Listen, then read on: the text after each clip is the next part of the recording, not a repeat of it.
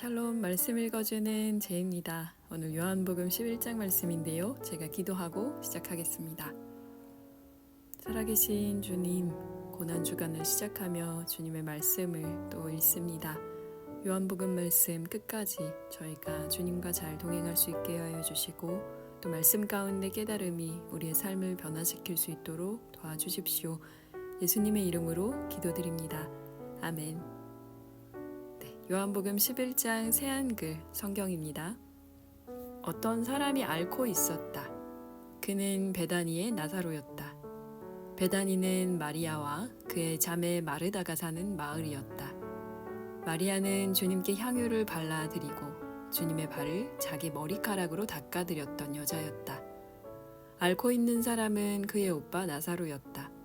그래서 자매들이 예수님께 사람을 보내어 주님, 보세요. 주님이 좋아하는 친구가 앓고 있어요. 하고 말씀드리게 했다. 예수님이 들으시고는 말씀하셨다.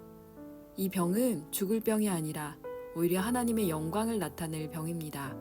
이 병을 통해 하나님의 아들이 영광을 받게 될 겁니다. 예수님은 마르다와 그의 자매와 나사로를 사랑하셨다. 그런데도 나사로가 앓고 있다는 소식을 들으셨을 때 그때의 예수님은 계시던 곳에 이틀 동안 머물러 계셨다. 그렇게 하시고 나서 제자들에게 말씀하신다. 유대아로 다시 갑시다. 예수님께 제자들이 말씀드린다. 랍비님, 조금 전에도 유대아 사람들이 랍비님을 돌로 치려고 했습니다. 그런데 다시 거기로 가시려는 겁니까? 예수님이 대답하셨다. 낮은 12시간 아닙니까? 사람이 낮에 걸어 다니면 부딪혀 넘어질 일이 없습니다. 이 세상의 빛을 보기 때문입니다. 그런데 사람이 밤에 걸어 다니면 부딪혀 넘어집니다. 빛이 그 사람 안에 없기 때문입니다. 예수님이 이런 말씀을 하셨다. 그런 뒤에 제자들에게 말씀하신다. 우리 친구 나사로가 잠들어 있습니다. 그러나 내가 가서 그를 깨울 겁니다. 그러자 제자들이 예수님께 말씀드렸다. 주님, 그가 잠들어 있다면 회복되겠군요. 예수님은 그의 죽음을 두고 말씀하신 것인데 저들은 진짜 자는 것을 두고 말씀하신다고 생각했다. 그때 예수님이 그들에게 아예 터놓고 말씀하셨다. 나사로는 죽었어요. 그러나 내가 거기에 없었던 것을 그대들 때문에 기뻐합니다. 이렇게 해서 그대들이 믿게 될 테니까요. 이제 나사로한테 갑시다. 그러자 토마스, 곧 쌍둥이라 불리는 제자가 동료 제자들에게 말했다. 갑시다. 우리도요. 주님과 함께 죽으러요. 예수님이 가서 보시니 나사로가 무덤에 있은 지 벌써 4일이나 되었다. 베다니는 예루살렘에서 가까웠다. 3km 떨어져 있었다. 유다 사람들 가운데 많은 이들이 마르다와 마리아한테 와 있었다. 그들의 오빠 일에 대해 위로해주기 위해서였다. 예수님이 오신다는 말을 들었을 때 마르다가 예수님을 만나러 갔다. 그러나 마리아는 집에 앉아 있었다. 마르다가 예수님께 말씀드렸다. 주님, 주님이 여기에 계셨더라면 제 형제가 죽지 않았을 겁니다. 그러나 지금도 알고 있습니다. 주님이 하나님께 달라고 하는 것은 무엇이든 하나님이 주실 것을요. 마르다에게 예수님이 말씀하신다. 그대의 형제가 살아 일어날 겁니다. 예수님께 마르다가 말씀드린다. 저도 알고 있습니다. 마지막 날 부활 때에는 그가 살아 일어날 겁니다. 마르다에게 예수님이 말씀하셨다. 나야말로 부활이요 생명입니다. 나를 믿는 사람은 죽어도 살 겁니다. 살아서 나를 믿는 사람은 모두 절대로 영원히 죽지 않을 겁니다. 그대가 이것을 믿나요? 그가 말씀드린다. 그럼요, 주님. 저 자신은 믿어왔습니다.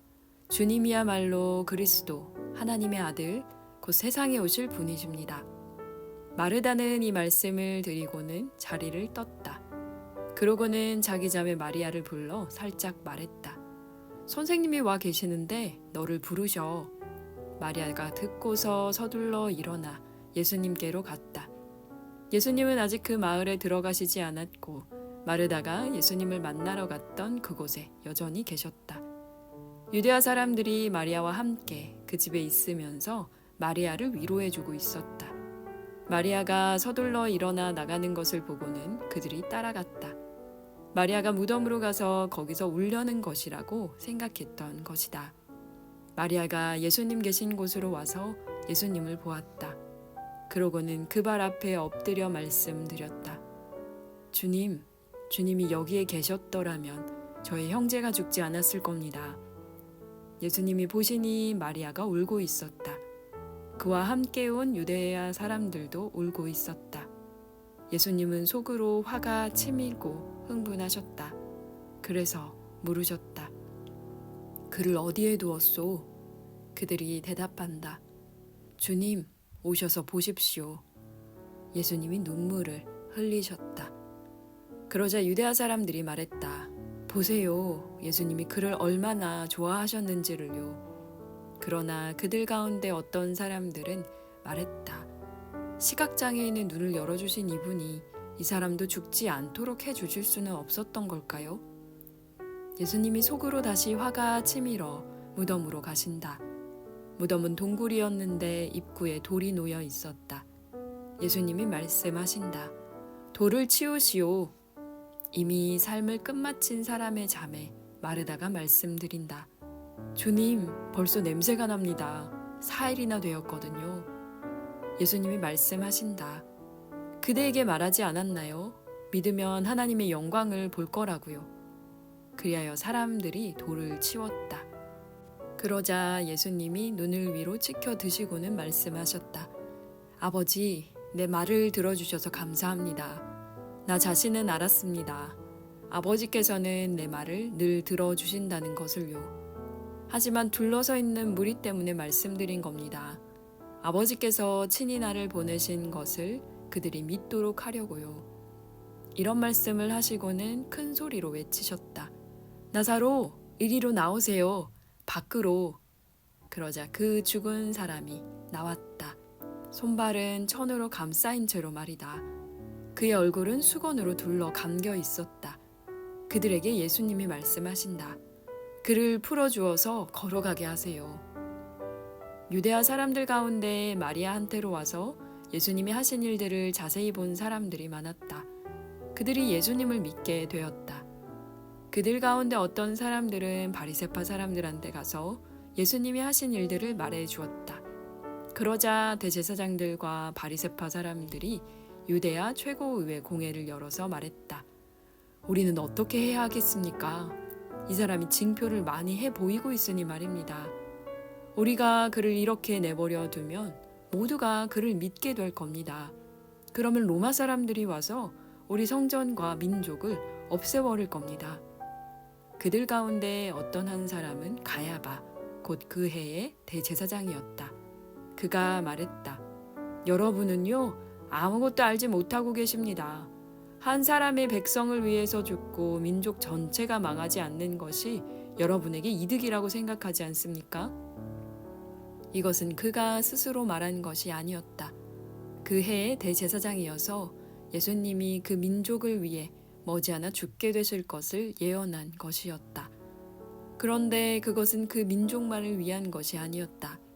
여기저기 흩어져 있는 하나님의 자녀들도 불러 모아 하나가 되게 하시려는 것이었다.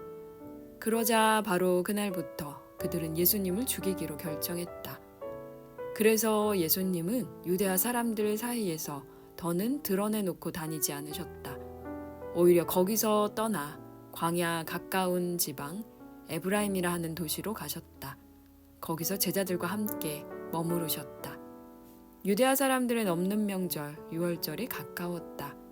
그래서 넘는 명절 유월절 전에 많은 사람들이 지방에서 예루살렘으로 올라왔다. 스스로를 깨끗이 하려는 것이었다.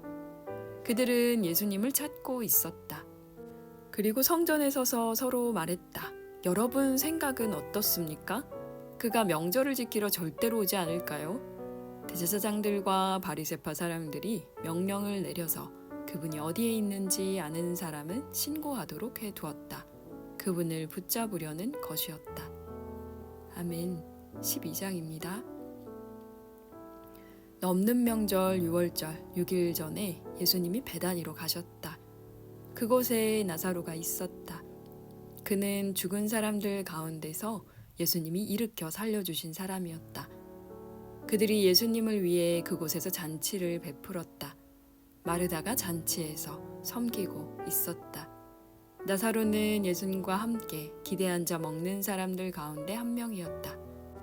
그때 마리아가 값나가는 진품 나르드 향유 0.3kg쯤을 들고 왔다.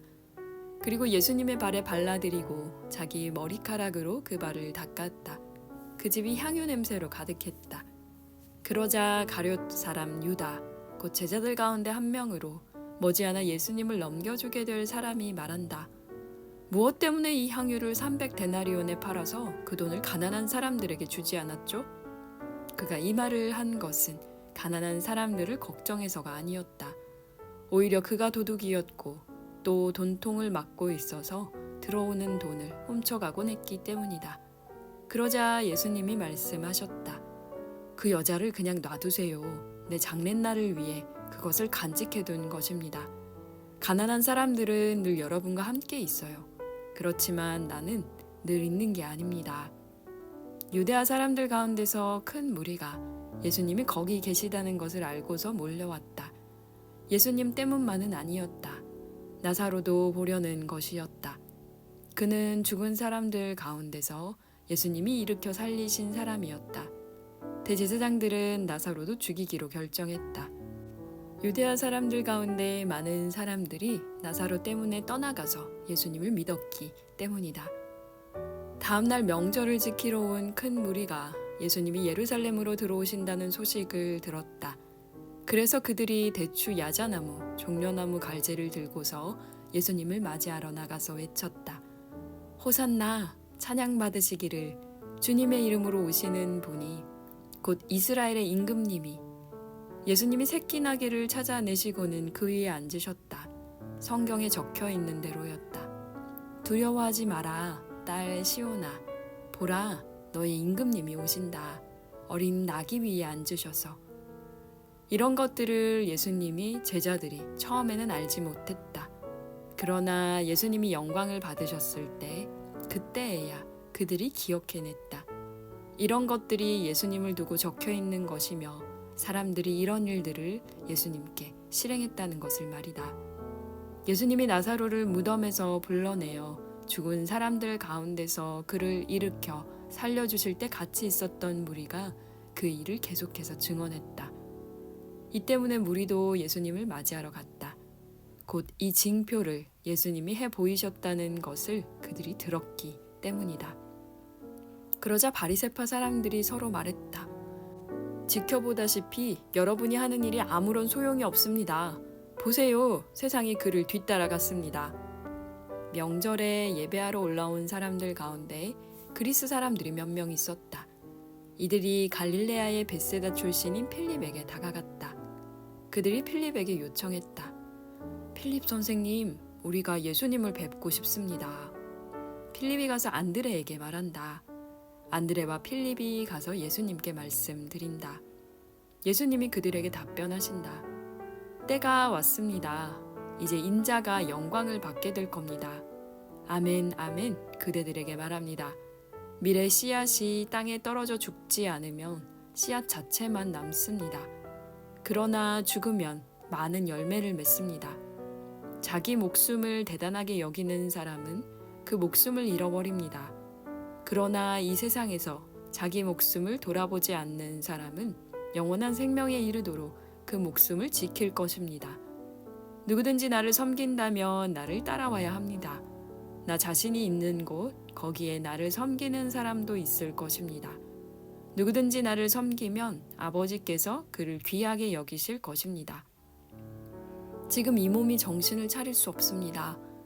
무슨 말을 해야 할까요? 아버지, 나를 구원해 주셔서 이 시간을 넘어가게 해 주십시오. 하고 말해야 할까요? 그러나 이 일 때문에 이 시간을 위해 내가 왔습니다. 아버지의 이름을 영광스럽게 하십시오. 그러자 하늘에서 소리가 들려왔다. 내가 영광스럽게 하였고 다시 영광스럽게 할 것이다. 거기 서 있다가 들은 무리가 말했다. 우레가 쳤어요. 다른 사람들은 말했다. 천사가 그에게 말했어요. 예수님이 대답하셨다. 이 소리가 난 것은 나 때문이 아니라 여러분 때문입니다. 이제 이 세상의 심판이 내립니다. 이제 이 세상의 지배자가 밖으로 쫓겨날 겁니다. 내가 땅에서 높이 들리면 모든 사람을 나한테로 이끌 겁니다. 이 말씀을 하심으로써 예수님은 자신이 머지않아 어떤 죽음으로 죽게 되실지 넌지시 말씀해 주신 것이었다. 그러자 예수님께 무리가 대답했다. 우리 자신들이 율법에서 듣기로 그리스도께서는 영원히 머무르신다고 했습니다. 그런데 어떻게 선생님은 인자가 반드시 높이 들려야 한다고 말씀하십니까? 이 인자가 누구입니까? 그러자 그들에게 예수님이 말씀하셨다. 아직은 잠시 더 그 빛이 여러분 가운데 있을 겁니다. 그 빛이 있는 동안에 다니세요. 어둠이 여러분을 덮쳐 누르지 않도록 하세요. 어둠 속에서 다니는 사람은 자기가 어디로 가는지를 알지 못합니다. 여러분은 그 빛이 있는 동안에 그 빛을 믿으세요. 그래야 빛의 아들, 딸이 됩니다. 이런 말씀을 예수님이 하셨다. 그러고는 거기서 떠나 그들로부터 몸을 숨기셨다. 이런 엄청난 징표들을 예수님이 그들 앞에서 해 보이셨다. 그런데도 그들은 예수님을 믿지 않았다. 그리하여 예언자 이사야의 말이 이루어졌다. 이런 말씀이었다. 주님, 누가 우리한테 들은 것을 믿었습니까? 또 주님의 팔이 누구에게 드러났습니까? 이런 까닭에 그들이 믿을 수 없었다. 곧 이사야가 또한 이런 말도 했기 때문이다. 그들의 눈을 멀게 하셨고 그들의 마음을 다치게 하셨다. 그들이 눈으로 알아보지 못하고 마음으로 알아내지 못하게 하시려는 것이었다. 그들이 돌아와서 내가 그들을 낫게 해주는 일이 없게 하려는 것이다. 이사야가 이런 말을 한 것은 예수님의 영광을 보았기 때문이다. 그는 예수님에 대해 말했던 것이다. 그렇지만 관리들 가운데서도 많은 사람들이 예수님을 믿었다. 그러나 바리새파 사람들 때문에 그것을 터놓고 말하지는 못했다. 회당에서 쫓겨나지 않기 위해서였다. 그들이 사랑한 것은 하나님이 주시는 영광보다 사람들에게서 얻는 영광이었던 것이다. 예수님이 외쳐 말씀하셨다. 나를 믿는 사람은 나를 믿는 것이 아니라 나를 보내신 분을 믿는 것입니다. 또 나를 보는 사람은 나를 보내신 분을 보는 것입니다. 나야말로 빛으로 세상에 와 있습니다. 나를 믿는 사람마다 어둠 속에 머물지 않도록 하려는 것입니다. 어떤 사람이 내 말을 듣고도 지키지 않는다 하더라도 내가 직접 그를 심판하지는 않습니다. 내가 온 것은 세상을 심판하려는 것이 아니라 구원하려는 것이니까요. 나를 무시하고 내 말을 받아들이지 않는 사람에게는 그를 심판할 이가 있습니다. 내가 한 말, 바로 그것이 마지막 날에 그를 심판할 겁니다. 내가 내 마음대로 말하는 것이 아닙니다. 뭘 말해야 할지, 뭘 얘기해야 할지를 나를 보내신 아버지께서 친히 나에게 명령해 주셨습니다. 내가 알기로 아버지의 명령은 영원한 명령입니다. 그러므로 내가 하는 말을 나는 아버지께서 나에게 말씀하신 대로 그대로 말합니다. 아멘. 네, 오늘은 요한복음 11장, 12장 말씀이었습니다. 요한복음 11장 같은 경우는 나사로 이야기로 가장 많이 잘 알려져 있는데요.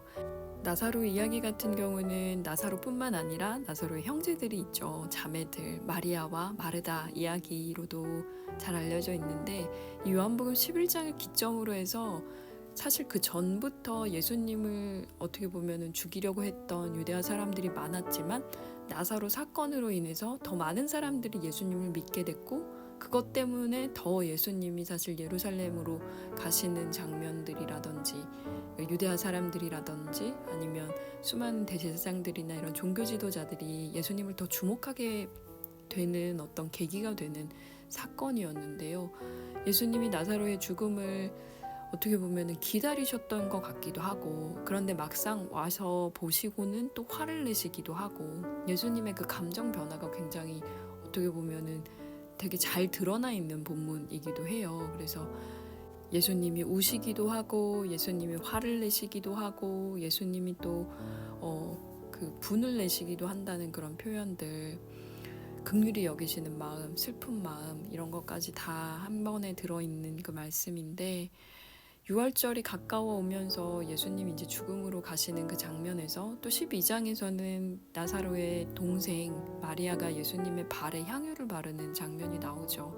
사실 그 향유 옥합 깨는 장면은 찬양으로도 있고 저희가 성경 본문으로도 굉장히 많이, 설교 본문으로도 많이 쓰는 본문인데요. 보면 굉장히 이게 아이러니한 게, 그 마리아가 가지고 있었던 향유는 0.3kg, 그러니까 300g인 거죠. 300g인데 그게 300데나리온, 그러니까 1g에 1데나리온, 하루에 그 1당을 받는 걸 1데나리온이라고 생각을 하면 300일 동안 열심히 일해야 받을 수 있는, 그 돈으로 살 수 있는 그 향유 옥합이었는데요.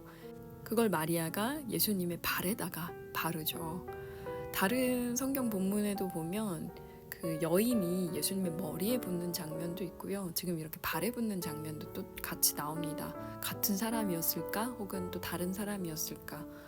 그걸 가지고 이제 성경 학자들은 또 이제 다르게, 성서학자들은 다르게 이제 분석하는 장면들이 있는데, 이제 오늘이 그 제가 지금 녹음하고 있는 주일이거든요. 그래서 종려 주일로 많은 분들이 호산나 그 종려나무 가지를 흔들면서 주일학교에서는 아마 아이들과 함께 그것들을 하셨을 것 같은데, 저는 예수님이 항상 이 장면에서 새끼나귀를 타시는 장면, 그리고 사람들이 흔들고 있는 그 종려나무 가지를 지나가는 그 나귀의 모습을 한번 생각을 하거든요. 그래서 그 자리에 있었던 사람들이 또 예루살렘에 살았던 사람도 있지만 나사로의 살아나는 그 부활 장면을 보고 따라왔던 사람들도 같이 있었는데요. 이런 사람들을 보면서 바리새파 사람들이 이제 이거는 우리가 어떻게 손댈 수 있는 상황이 아니야 라고 이야기를 하는 장면도 또 있습니다. 정말 아이러니하게도 여기에 보면 그리스 사람들, 헬라 사람들이 예수님을 만나고 싶어 하거든요. 그런데 반면에 유대아 사람들, 유대인들은 예수님을 믿지 않았다는 거. 그래서 예수님이 다시 한번 믿으라고 말씀하시는 그 장면이 오늘 마지막 12장 끝부분에 나옵니다. 우리가 믿는 것은 과연 무엇일까요? 누구를 믿고 있는지, 내가 그 믿고 있는 대상이 누구인지를 명확하게 아는 게 참 중요하다는 생각을 합니다. 예수님을 잘 안다고 생각을 했는데 말씀을 읽으면 읽을수록 가끔씩은 예수님이 점점 더 모르는 사람처럼 느껴질 때가 있는 것 같아요. 이게 솔직한 목회자로서의 고백이기도 하고, 또 한 명의 신앙인으로서 할 수 있는 고백이라고 생각을 하는데요. 예수님을 내가 다 알아. 예수님은 이런 분이고 하나님은 이렇게 생각하셔 라고 뭔가 확신에 차서 이야기하는 사람들이 사실은 제일 위험한 것이 아닌가라는 생각을 해보게 됩니다. 예수님도 하나님을 신뢰하니 나를 믿으라 이렇게 얘기를 하시잖아요. 하나님을 믿는 것과 예수님을 믿는 것, 그 자리 어디에 우리가 있는지 한번 돌아보는 시간이 되셨으면 좋겠고요. 고난주간 이제 시작인데 한 주 동안 또 어떻게 보면 평범한 일상이지만 그 속에서도 주님의 말씀을 잘 묵상하면서 따라오셨으면 좋겠습니다. 감사합니다. 제가 기도하고 마칠게요. 살아계신 주님, 오늘 나사로의 부활 이야기를 보며 우리의 삶 가운데 주님이 우리의 삶을 바라보시며 느끼실 희노애락을 봅니다. 죽은 것처럼, 때로는 이미 끝난 것처럼 느껴지는 그 삶의 자리에서도 주님은 분노하시고 주님은 우시고 또 우리와 함께 아파하시며 그 모든 상황을 역전시키실 수 있는 분임을 고백합니다.